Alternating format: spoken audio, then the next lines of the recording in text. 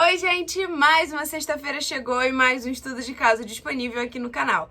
Bom, nesse mês de março eu decidi fazer algo diferente e durante o mês todo, os 4 vídeos que vão ser postados serão sobre mulheres que foram conhecidas por serem serial killers. Muito pouco se fala sobre essas mulheres, né? Geralmente, quando você pensa em um serial killer, você vai logo pros homens. Pro Ted Bundy, Charles Manson, Jeffrey Dahmer. Porém, existem diversas mulheres que cometeram crimes em série e elas são retratadas aqui nesse livro, que vai ser a base para todos os vídeos desse mês. Então é isso, já sabem o esquema. Me sigam no Instagram, que eu vou deixar aqui embaixo. Me sigam também no TikTok, que eu tô postando vários vídeos por lá. Se inscrevam no canal, ativem as notificações, deixem seu like e me ajudem na divulgação. Então chega de enrolar e vamos começar o estudo de caso de hoje. Nanny Doss nasceu em 1906 e ela teve pais muito rigorosos. Desde pequena, ela sempre trabalhou no campo para ajudar a sua família. Em alguns relatos, dizem que ela foi abusada pelo seu pai, mas isso nunca foi comprovado. A única coisa que se sabe de certo é que o seu pai realmente era um homem muito controlador. Aos 7 anos, ela estava num trem e nisso ela sofreu um acidente. O trem precisou frear bruscamente e ela bateu a cabeça muito forte. Isso trouxe sequelas por toda a sua vida. Mesmo anos depois, ela ainda sofria muitas dores de cabeça bem fortes e uma coisa que ela denominava como pensamentos tortos.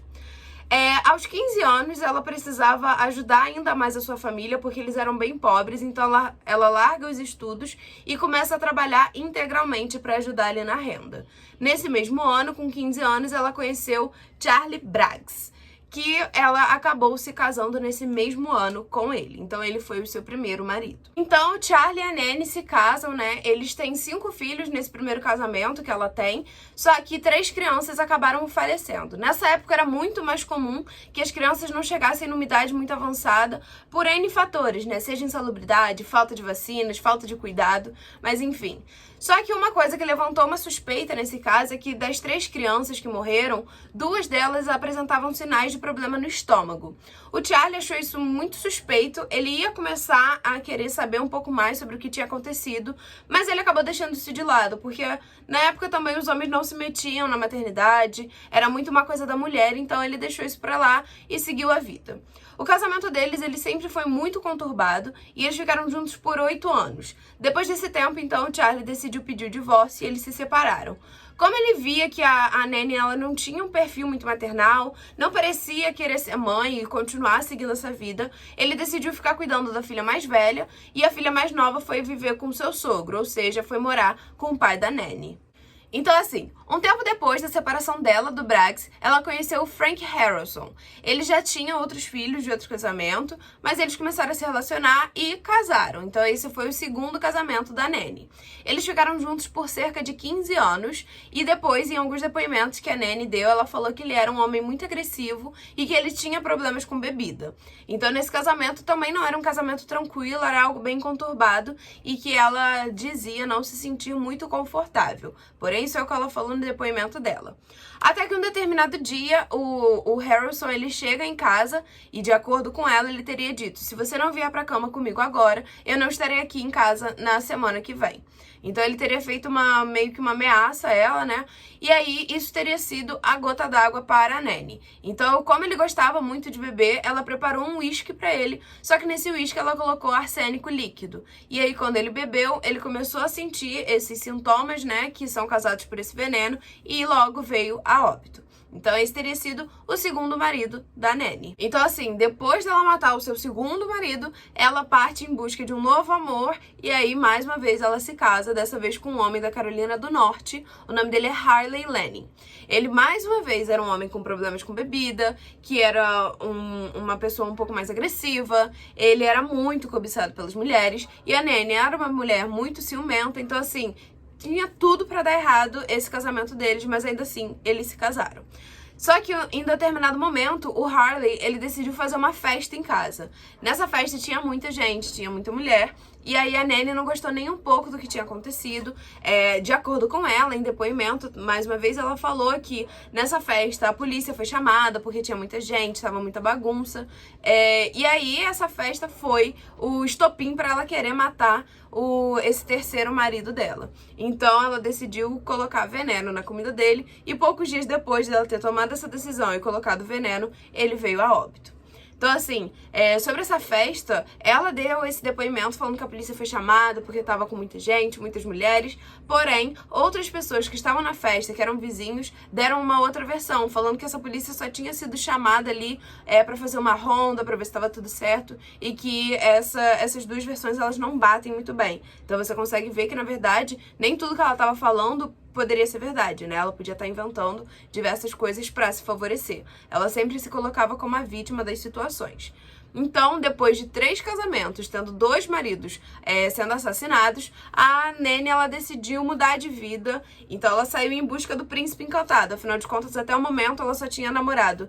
Namorado não, né? Se casado com pessoas que eram agressivas, que tinham problema com bebida, que eram adúlteros, mulherengos. E aí ela falou que chega, né, dessa vida, e ela decidiu sair em busca de uma pessoa que realmente fosse boa pra ela, porque ela dizia que o problema não tava nela, e sim nesses maridos que ela arrumava, que pediam pra serem assassinados, digamos assim. Então, assim, pra encontrar o seu verdadeiro amor, o seu príncipe encantado, ela decidiu se inscrever no programa, né, Corações Solitários, que nada mais é do que um Tinder de antigamente. O que acontecia nesse programa? As mulheres e os homens se inscreviam, e aí a Nene, todo mês, ela recebia uma lista com esses homens, com as suas características, e caso ela se interessasse por alguém, ela podia mandar diretamente uma carta pra essa pessoa. E justamente aí que ela conheceu o Richard Morton. E aí no dia 21 de janeiro de 1953, depois de eles terem trocado algumas cartas, eles já pediram pra retirar o nome deles desse programa, porque eles disseram que já tinham encontrado o amor da vida.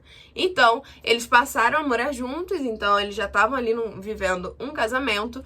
Só que o Morton, ele tinha um costume de sair bem arrumado pela tarde, né, pra fazer uns negócios misteriosos. É óbvio que a Nene não gostava nem um pouco disso, né? Como eu já falei, ela era muito ciumenta. E não saber onde o marido estava indo tão arrumado deixava ela num nível um pouco mais insano.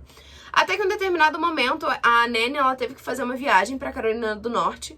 E durante essa viagem, ela descobriu que o Richard tinha comprado anéis. E aí ela já tinha desconfiança de que ela estava sendo traída. Quando ela soube dessa compra dos anéis, ela teve a certeza. E aí, para se vingar nessa viagem, ela falou: se ele pode fazer as compras dele, eu posso fazer as minhas. E ela decidiu comprar uma garrafa de arsênico líquido para envenenar o marido. Então, quando ela chega da viagem, ela já decidida, né? Ela já tinha a certeza na cabeça dela que ela estava sendo traída. Ela prepara um café para ele e assim ela enche de veneno e ele vai a óbito.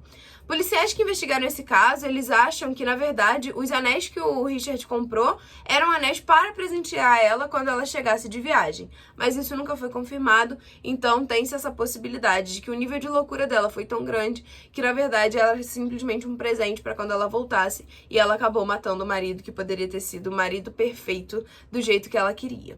Bom, mas se você acha que 4 casamentos não são suficientes, ela se casou mais uma vez, é claro. Só que dessa vez foi totalmente o oposto do que vinha acontecendo. Ela se casou com Sam Doss, só que ao invés dele ser um homem adúltero, bêbado, que agredisse ela ou qualquer coisa do gênero, ele era extremamente tedioso. E justamente por ele ser uma pessoa muito monótona, muito pacata e muito chata de acordo com ela, ela acabou indo à loucura por isso, justamente por ser um cara muito normal, digamos assim. Então, ela decidiu que ia envenenar mais uma vez um outro marido.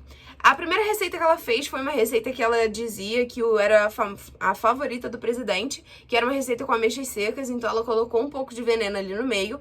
O marido dela começou a passar mal, o Sam, ele foi internado, ele foi levado ao hospital, né, ficou internado por 23 dias e sobreviveu. Então ele volta pra casa, ela recepciona ele e ela decide fazer a receita do café do Morton, né, que foi o último marido dela que ela tinha assassinado. Só que nesse café, já que a primeira tentativa não tinha funcionado, ela decidiu colocar muito mais veneno. E aí, óbvio que deu certo, né? O Sam acabou falecendo também. Só que nessa época não era muito comum de acontecerem necrópsias, mas o médico, né, achou muito estranho, porque ele tinha acabado de sair do hospital e voltou morto assim do nada. Muito estranho disso ter acontecido. E aí ele decidiu fazer uma necrópsia no corpo. E quando retiraram os órgãos dele, viram que tinha quantidade de arsênico líquido ali dentro que dava pra matar 18 pessoas. Então, assim, como tinha dado errado da primeira vez, ela não queria que esse erro acontecesse de novo, né? E talvez ela até fosse descoberta. Então, ela colocou uma quantidade surreal de veneno ali pro seu marido. A Nanny sempre foi descrita como uma mulher prendada, muito tranquila, que era super risonha e muito gentil. Então, no dia 26 de novembro de 1954, quando as pessoas viram ela sendo levadas por policiais para a delegacia, ninguém entendeu nada. Por que que uma senhora, né, na época ela tinha 48, 49 anos, e naqueles tempos essa idade já era realmente uma senhora, por que que uma senhora tão gentil, tão falante com os policiais estava sendo levada para a delegacia para prestar um depoimento? Só que se vocês forem parar pra pensar, de 5 maridos que ela teve, 4 ela assassinou. Ela só não matou o primeiro marido dela, né, o Charlie Braggs, que ficou cuidando das filhas.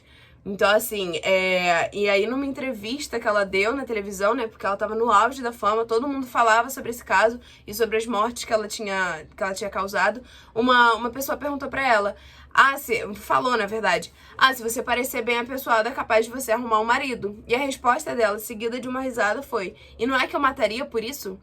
Então, ela representava uma paródia distorcida da dona de casa, né? Ela utilizava óculos de gatinho, um batom super sutil, cabelo cacheado, só que tudo isso, na verdade, escondia uma serial killer que estava ali por trás.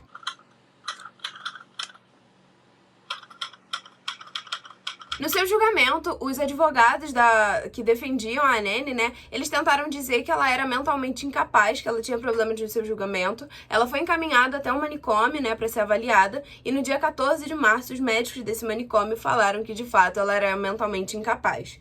Porém, os advogados da acusação não acreditaram nisso, e eles falaram que ela tinha realmente que ser julgada como uma pessoa normal, como uma pessoa sã. E aí, no meio disso, a Nanny, então, decidiu se declarar culpada. Então, no momento que ela se declara culpada, o objetivo dela era que diminuísse a sua pena, mas isso não aconteceu. No dia 4 de junho, ela foi condenada à prisão perpétua, porém, 10 anos depois, no dia 2 de junho, ela faleceu devido a uma leucemia.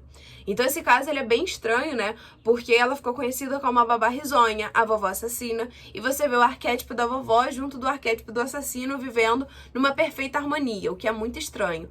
Mesmo depois dela ter se declarado culpada, algumas pessoas não conseguiam acreditar, justamente por ela ser tão gentil, tão fofinha, tão senhorinha. Naquela época, lembrando, naquela época, 49 anos já era uma senhorinha, tá? Então, esse caso, ele é bem intrigante por isso, porque ninguém acreditava. Você já conheceu esse caso? Lembrando que esse caso eu peguei aqui do livro Lady Killers.